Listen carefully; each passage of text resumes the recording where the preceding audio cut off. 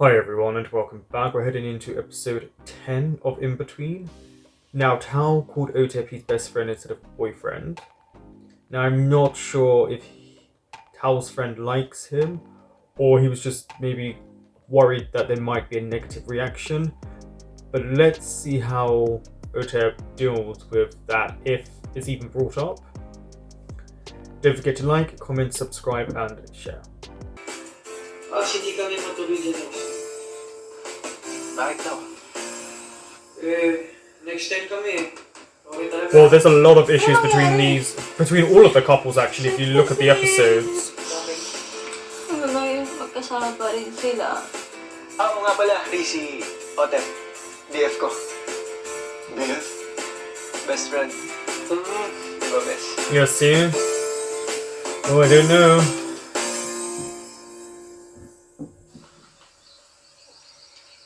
Did you just run into the episode?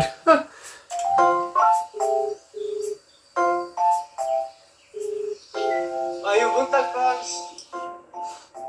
And you know he can't understand him. Not well. He's so sneaky. But at least he's learning. Mag-tell him na gumising ka na dyan. Wala naman, pasok ngayon eh. Kahit na. Alam mo naman, the early bird catches naman, Yep, right? that's very true. Pero ayaw ng bulat eh. Pogs, dalihan mo na. Ito na nga po. Ako na ako nakapag-jog na ikaw na naginip pa dyan. But that's your choice to go and work out and do that early. Maybe he doesn't want to do that. Sa panaginip ko kasi kasama kita eh. Alam mo, puro ka excuses. Pumahon ka na nga.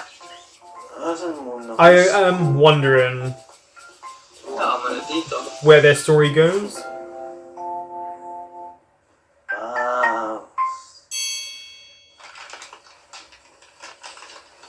Tagal.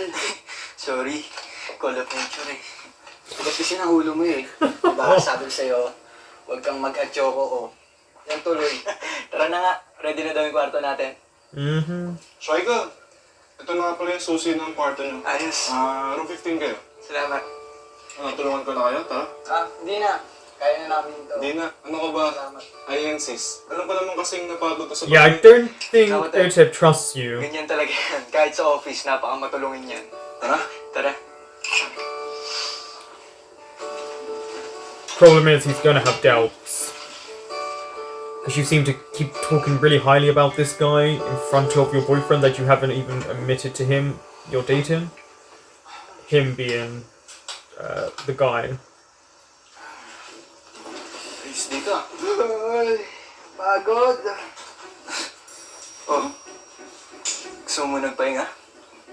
Oy. Did you drive? If not, then why are you tired? Sige na. Mukhang napagod si Otep sa biyahe nyo eh. Sige. Basta, if you guys need anything, just give me a call. I'll go ahead. You guys rest. Okay, salamat ulit, Ria. Sleep well. I don't know why, but when guys do that as a handshake, it always looks uncomfortable. Oh. Kala ba gusto mo No, he just wanted him to leave. Wala antok eh. Hanay pa.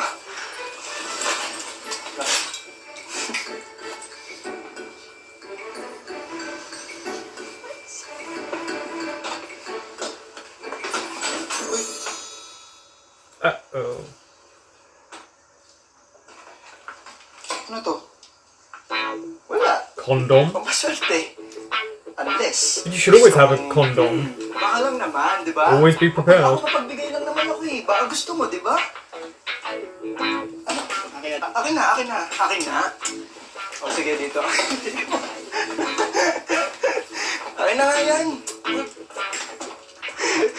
Masaya ka? Sobra. Paano yung masaya? So these are bikes for mountain climbing, right? And all of that. Hindi mo? Ay, Tep. Wait lang ah. Kailangan ko lang puntahan si Ri. Bakit na naman? May kailangan lang ibilin. Regarding work. Regarding work? Akala mo ba tao, Tep type? Oo nga. Last Then na to, why are you promise. constantly seeing the other guy? Sige na, bilisan mo. Opo, boss.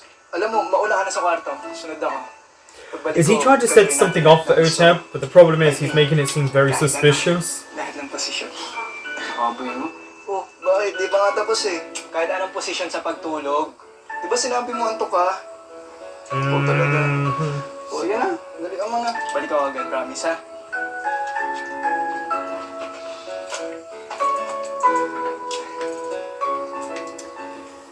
I'm not sure how to feel about him in this episode.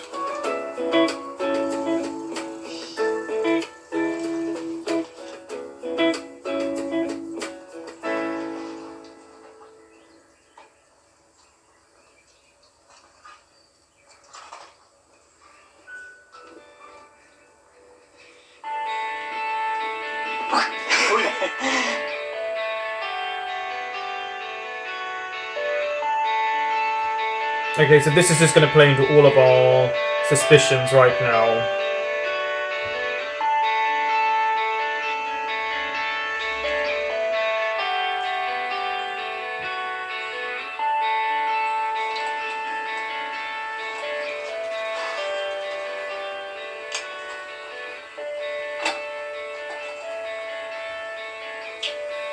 Looks like a nice place though. Just I've said this before, to spend like the weekend away from everywhere.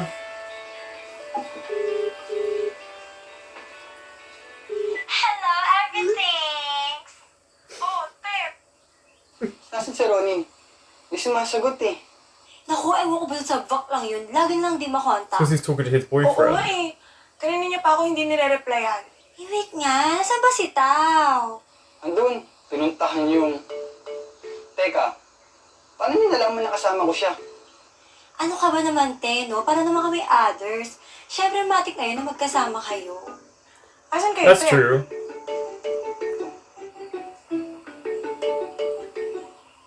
Hala!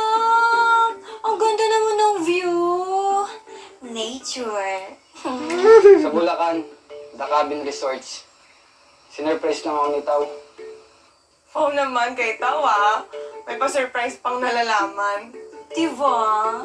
Sana all sinusurprise. Ang sweet niya na. Why does she Nix keeps looking around? Kaso may epal. Maybe she's seen Ree. Sino yan? Gusto mong girahin ko yan? Pag ganitong mait yung ulo kay Jet, naku, Gia ako manugo ng mga epa sa life. Sinong Epal? Ang katrabaho ni Tao, laging umiepal. Pakarando ko talaga sinasadya niya yung mga pang-istorbo sa amin. Paano umi-Epal? Parang lagi niyang kinukuha yung atensyon ni Tao. Naku, yung mga ganyang office mate na yan, epal talaga yung mga yan. Yeah, office mates. Yeah, she understands that completely. Paano mo naman nasabi? Oo nga naman. Paano mo naman nasabi? May signs ba na may gusto siya? Yung parang kay Lisa, tas kay Jet, ganon? Kasi kanina, pinakilala ko nito as BF niya. Ay, oo. No. That's not what he means. Sabay bawing best friend. Kaloka, teka nga, asan ba yung tubo ko dito? Hoy, kayong dalawa talaga ang war freak nyo. Pero seryoso, sinabi ni Tao yun. He did. Oo. Tapos, katrabaho niya biglang sumayo nung sinabing best friend. I thought. Parang nakahinga ng maluwag. I took his reaction a Grabe bit ka different to naman, hindi ba parang relief. nadighay lang, ganon? Hindi. Iba talaga eh. Pakadam ko talaga may gusto kay Tao yun eh. Ay, sounds familiar. Sino ba kasi yun? O sige na. Andito na si Tao. Tawagan ulit kayo mamaya. So sneaky. Both of you. Oh, there's gonna be so much problems. We still have a few episodes left. Nakita ko, parang may kausap ka eh. Why'd you need to know? Gunin mo lang yun. Tito, pa ka na naman ba? Ano?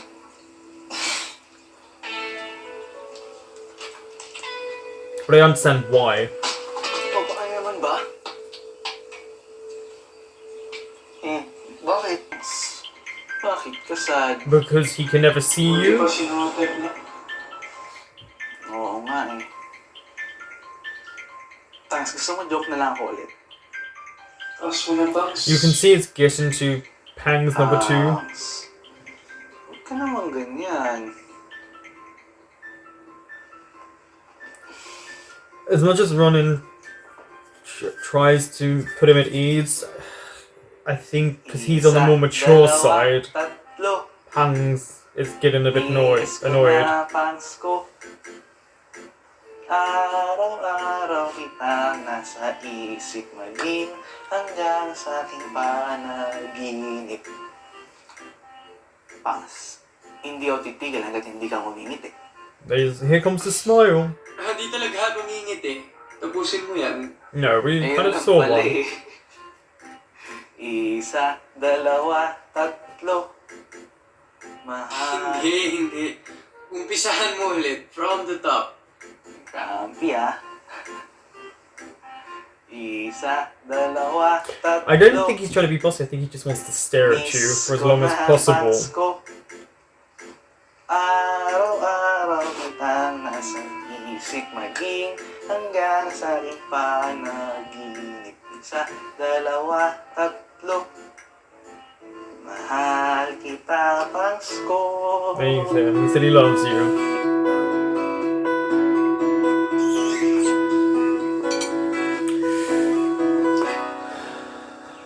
Maybe you should tell him why you're so moody, because even if he's not into him, it's very touchy-feely. Sinabi agad.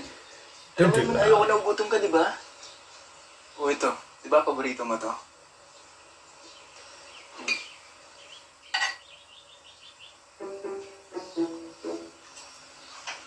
Kain na, bibigo. Corny mo. Sweet naman. Corny pa din. O sige, sweet corn na lang. Uy, Shoyka! Dito pala kayo. Uy, Yeah, hi. kumain ka na? Kaka-order ko lang din actually. Sakto, sabay ka na sa amin. Hindi na. I don't want to impose. Baka makadistorbo sa inyo. Yeah, it did seem like he was just coming over. Buka na. Sigurado ka? Sige. I think he's just a touchy-feely person. That's the sense I get. Talaga? Bakit? Paano mo nasabi? Halos parehong tao kaya kayo. Hindi yun. Yeah, don't say that. Sabay pa talaga kayo, ah. Kataon lang yun. Alam nyo, ang cute nyo. Papasa kayo magkapatid. Alam mo ikaw, Shoyka, kahit kailan ka, napakaalas ka daro mo. Mamaya niyan, mapikon si Ote. Yeah, see, he gets it. Paroy? Nanakit, biro lang eh. Kaya mo na yan, Ote. Ganyan talaga yan. Lagi rin ako inaasar niyan. Mas talaga kayo, no? Oo naman. Magkatabi kaya kami ng table sa office niya. Where? Walang kayo pag gusto niyo. I'm really curious if it's Nick's that Ree ends up with.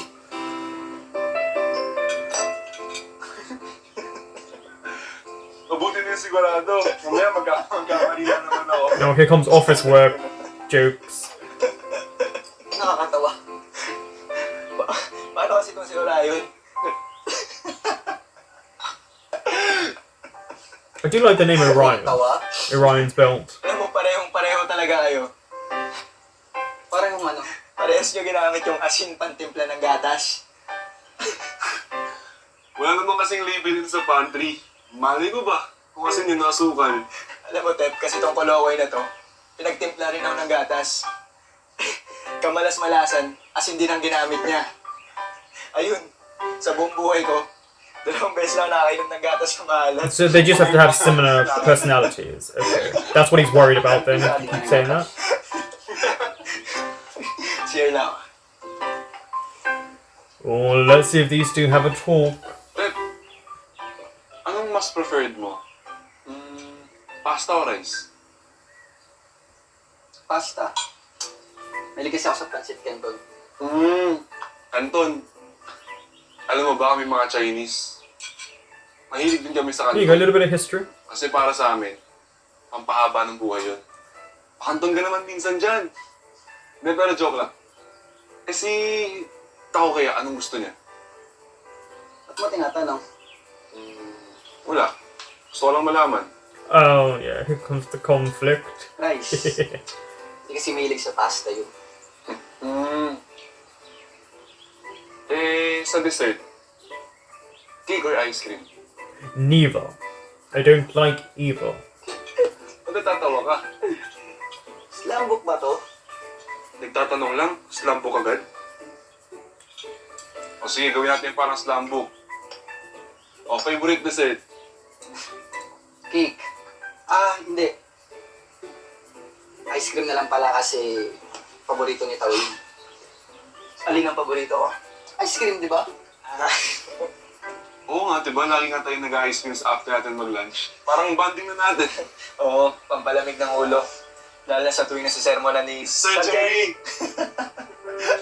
Wala yung They're quite respectful to their elders with the use of sir and Saglit lang ma'am, madam. Natawagan lang ako. Sino, tita? Hindi, iba.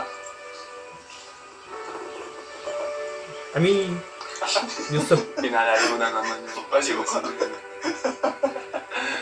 Basta na mo. Wapo, kayong adlaw karon.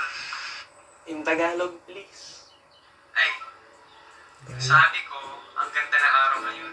Pero, mas gwapo tayo, nakatay sa mga tapat ron. he is kind of teaching you to speak another dialect. Tapos na.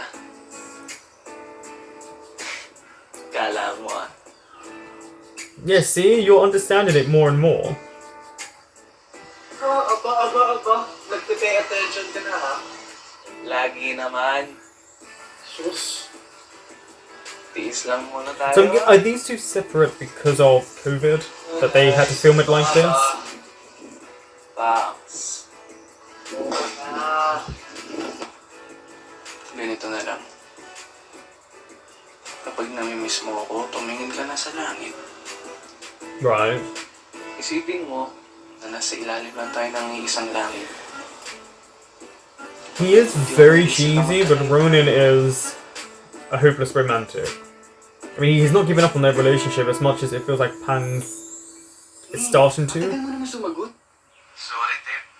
Ano ba sa atin? Again, too touchy-feely. Rule number 6, all for one for all. May respondan.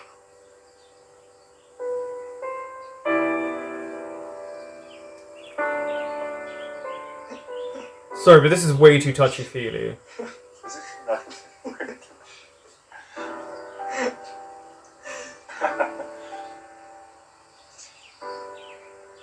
I would have just walked away. If he got angry, I would have said, why? Your friend touches you too much.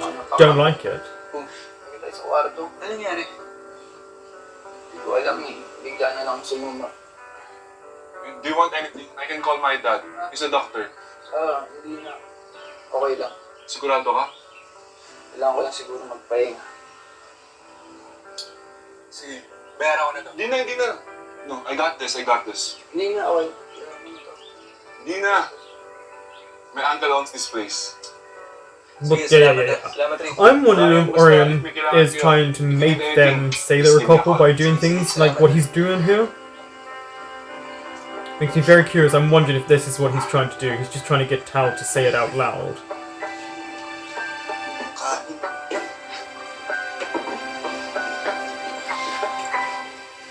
Uy, okay na lang? Ano nararamdaman mo? Maganda ba talaga kayo ng Nari? Magkano? Bakit laging buntot ng buntot sa'yo? Ha? Teka nga. No, it's true. He has it right with how you're acting. You let this guy touch your face in all those ways. That's weird. Selos ka, no? Hindi lang mo ko. Sus! Selos yan? Selos ang bibi ko? Isa. Ba't ka ba kasi nagsiselos? Yung office mate ko lang yun. Yung office mate lang ba yung tingin niya sa'yo? Ayun. So lumabas din ang totoo. Selos nga. But you can understand why. Hindi kasi siya umiipan eh. Hindi naman sa ganun, Tep. Tulad niya na sabi niya, di ba? Tito niya may-ari nito. Nagiging accommodating na sa atin yung tao. Yun lang ba talaga yun? Bakit? Magiging accommodating? Wala bang staff dito? Alam mo, Well, also they are friends, so he is going to pay more attention to Tao. pero yun naman yung na-miss ko sa'yo eh. Huwag ka nang selos.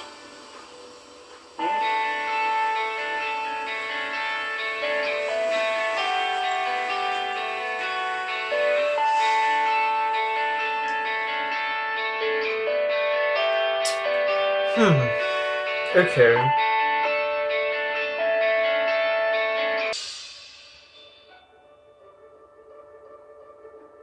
I need to know the significance of this part that they all seem to be at. Now it's Bianx.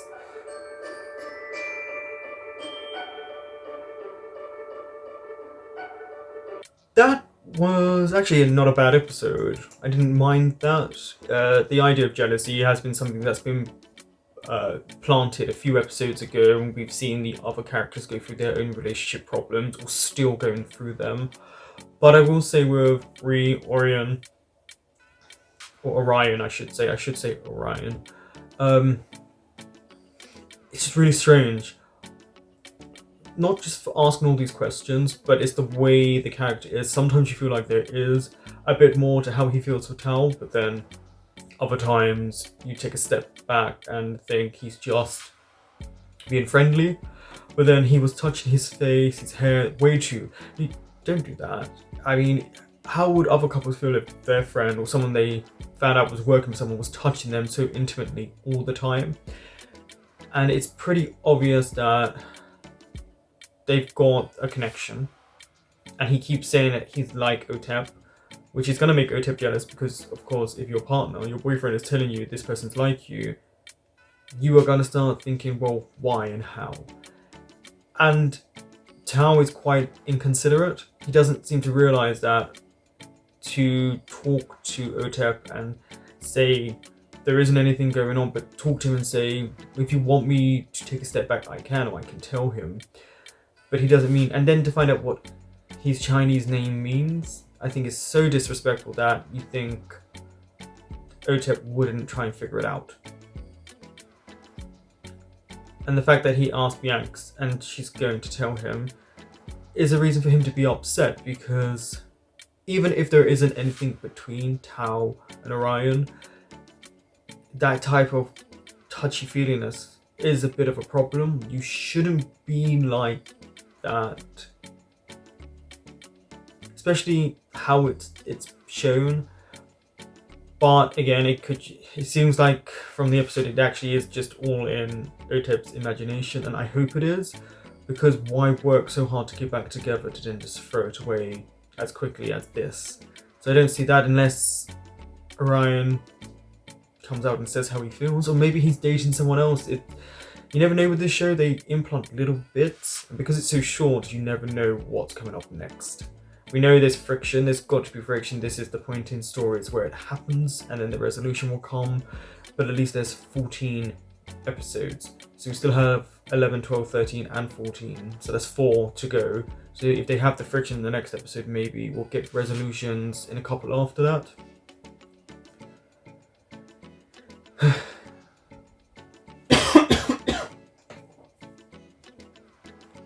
Thank you for watching. That was episode 10, and I will be back next week with episode 11.